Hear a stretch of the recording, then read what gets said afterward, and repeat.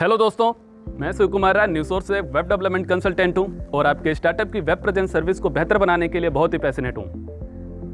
दोस्तों, आज हम जिस टॉपिक के बारे में बात करेंगे उसे लोगों द्वारा बहुत ही हल्के में लिया जाता है, लेकिन जिन लोगों की वेबसाइट की एलेक्सा रैंकिंग टॉप लेवल पे है, जिनके वेबसाइट पे अच्छा ऑर्गेनिक ट्रैफिक आता है, वे लोग अच्छे से जानते हैं कि ब्लॉगिंग उनकी वेबसाइट के लिए कितना ज़्यादा महत्व रखती है। दोस्तों, आज के समय में किसी भी कस्टमर को कोई भी प्रोडक्ट चाहे सेल करना हो या सर्विस देना हो आसान नहीं है। पहले उन्हें उस प्रोडक्ट की इन्फॉर्मेशन चाहिए, फिर उसकी कंसल्टिंग चाहिए, फिर उसके बाद ही वो कुछ भी परचेज करेंगे या सर्विस लेंगे। तो दोस्तों, इस वजह से ऑनलाइन मार्केट प्लेस में ब्लॉगिंग का महत्व काफ़ी ज़्यादा बढ़ जाता है, क्योंकि इसके जरिए आपके कस्टमर की इन्फॉर्मेशन की ज़रूरतों को आसानी से पूरा किया जा सकता है। दोस्तों, अब मैं आपको बताऊंगा कि ब्लॉग क्या होता है और ये हमारे बीच कब आया। दोस्तों, ब्लॉग शब्द का जन्म वेब ब्लॉग से हुआ है और पहली बार 1997 में इस शब्द का यूज़ हुआ था। ये ब्लॉग इंटरनेट पर प्रकाशित होने वाली एक तरह की डिस्कशन या फिर किसी टॉपिक पर इंफॉर्मेशन देने वाली इंफॉर्मेटिव वेबसाइट की जैसी होती है। अगर हम आज के टाइम को देखें तो लगभग हर एक इंसान अपनी डेली लाइफ में किसी न किसी ब्लॉग को पढ़ता है, उसे फॉलो करता है, उस पर कमेंट भी करता है, चाहे फिर वो न्यूज़ से रिलेटेड ब्लॉग हो या फिर किसी के काम या शौक से रिलेटेड हो या फिर कोई एंटरटेनमेंट ही ब्लॉग क्यों ना हो। तो दोस्तों, एक धीमी शुरुआत के बाद ब्लॉगिंग तेज़ी से लोगों के बीच लोकप्रिय होने लगी। 1999 के बाद या फिर हम कह सकते हैं कि उसी दौरान ब्लॉगिंग का यूथ काफ़ी ज़्यादा लोकप्रिय हो गया। दोस्तों, अब हम बात करेंगे ब्लॉग कितने टाइप के होते हैं और इनका क्या काम होता है। दोस्तों, मुख्य तौर पर ब्लॉग 4 टाइप के होते हैं।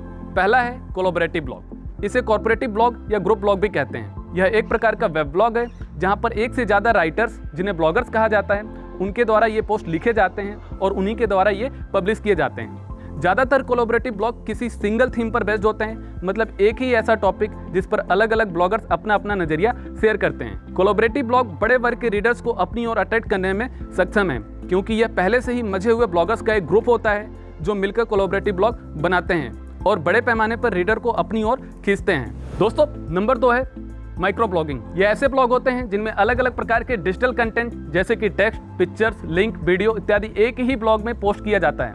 ऐसे ब्लॉग को माइक्रो ब्लॉग कहते हैं। माइक्रो ब्लॉगिंग ने आज के लोगों के बिजी शेड्यूल में अपनी अच्छी खासी पकड़ बना ली है। माइक्रो मतलब छोटे होने के कारण इस प्रकार के लेख या वीडियोज़ को आसानी से काम करते हुए भी अच्छे से देखे और पढ़े और समझे जा सकते हैं। और इस टाइप के ब्लॉग आज की दौड़ती भागती जिंदगी के बीच भी काफ़ी ज़्यादा पॉपुलर हुए हैं। दोस्तों, तीसरा है कॉर्पोरेट एंड ऑर्गेनाइजेशनल ब्लॉग। ये ऐसे ब्लॉग हैं जो इंटरनली उपयोग किए जाते हैं और इन्हें केवल इंटरनेट के माध्यम से ही अपने एम्प्लॉइयों के लिए उपलब्ध कराया जाता है। ऐसे ब्लॉग को कॉर्पोरेट ब्लॉग कहते हैं। कंपनीज इस ब्लॉग के जरिए अपने सभी एम्प्लॉय के बीच के कम्युनिकेशन सिस्टम को बढ़ाने के लिए यूज़ करती है। कॉर्पोरेट ब्लॉग एक बिजनेस रिलेटेड ब्लॉग है, इसलिए इसका उपयोग कंपनी की पॉलिसीज और प्रोसेस से एम्प्लॉय को परिचित कराने के लिए किया जाता है। दोस्तों, चौथा है ब्लॉगिंग फॉर बिजनेस मार्केटिंग। ये ब्लॉगिंग आज के डिजिटाइज युग में ऑनलाइन बिजनेस प्लेटफॉर्म को प्रमोट करने के लिए सबसे बेहतरीन उपाय है। यह एक मार्केटिंग टूल्स की तरह यूज किया जाता है, जिसकी मदद से बिजनेस को अधिक से अधिक ऑनलाइन व्यू प्राप्त हो सकें। और दोस्तों, ये तो आप सभी जानते हैं कि जो दिखता है वो बिकता है। Business blog social media marketing and search engine optimisation में अपना महत्वपूर्ण योगदान देते हैं। इन ब्लॉग्स के बिना आपकी एसईओ और एसएमओ की सर्विस अधूरी ही रह जाती है। एक बिजनेस के लिए इस तरह के ब्लॉग से कुल मिलाकर 4 फायदे हो सकते हैं। पहला है वेबसाइट पे ट्रैफिक लाना। ये ब्लॉग जब सोशल मीडिया के माध्यम से पोस्ट किए जाते हैं तो इसे लोगों द्वारा सोशल मीडिया के माध्यम से ही और सारे प्लेटफॉर्म पर पोस्ट किए जाते हैं, जैसे कि ट्विटर, लिंक्डइन, फेसबुक, इंस्टाग्राम आदि पर, जो आपके बिजनेस में नई ऑडियंस और ट्रैफिक को अट्रैक्ट करने में सक्षम होते हैं। दूसरा है सामाजिक पहुंच को मजबूत बनाने में। ब्लॉग के माध्यम से हम सोशल मीडिया पर अपनी पहुंच स्थापित कर सकते हैं।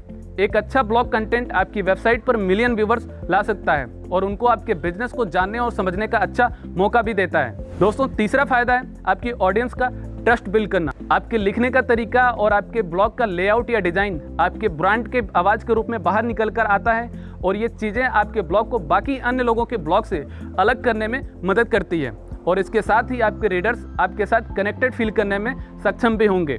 ऐसा करने से यह आपके ब्रांड को ट्रांसपेरेंसी प्रदान करता है और कस्टमर का विश्वास जीतने में भी मददगार साबित होता है। ब्लॉग के माध्यम से आप अपने बिजनेस से जुड़ी जानकारी अपने प्रिय ग्राहकों तक भी आसानी से पहुंचा सकते हैं। दोस्तों, चौथा है ग्राहकों के साथ संबंध विकसित करना। दोस्तों, ब्लॉगिंग के जरिए आप अपने साइट पर आए विजिटर से जुड़ने में सक्षम होंगे। इसका सबसे आसान तरीका है अपने ब्लॉग के आखिरी में कोई ना कोई सवाल पूछिए, जिससे रीडर्स के मन में क्यूरियोसिटी पैदा हो और वह इसका जवाब देने के माध्यम से सीधे तौर पर आपसे जुड़े। या फिर आप कमेंट्स और फीडबैक के माध्यम से भी विजिटर से जुड़ने का मौका निकाल सकते हैं और उनके सुझाव या कमेंट्स को रिव्यू करके अपने आने वाले न्यू ब्लॉग को और बेहतर बनाने में यूज करें। इसके जरिए आपको पब्लिक के डिमांड के बारे में भी पता चलेगा और आप उन्हें वैसा ही रिजल्ट दे पाएंगे जैसा कि वो आपसे एक्सपेक्ट करते हैं। दोस्तों, ये सब बातें जो मैंने आपको बताई हैं वो आपके स्टार्टअप को सक्सेसफुल बनाने के लिए बहुत हेल्प करेंगी। अगर आप इसी प्रकार के किसी और टॉपिक पे कोई और वीडियो चाहते हैं तो कमेंट बॉक्स में लिखें। इसके अलावा अगर आप कोई और हेल्प चाहते हैं तो मैंने डिस्क्रिप्शन में न्यूज़सोर्स के मोबाइल ऐप का लिंक दे दिया है और आप उसे डाउनलोड कर लें। जब जरूरत पड़े आप हम लोगों से कांटेक्ट कर सकते हैं। आपके स्टार्टअप के सक्सेसफुल होने की कामना लिए अपने इस दोस्त शिव कुमार राय को इजाज़त दीजिए। Thank you.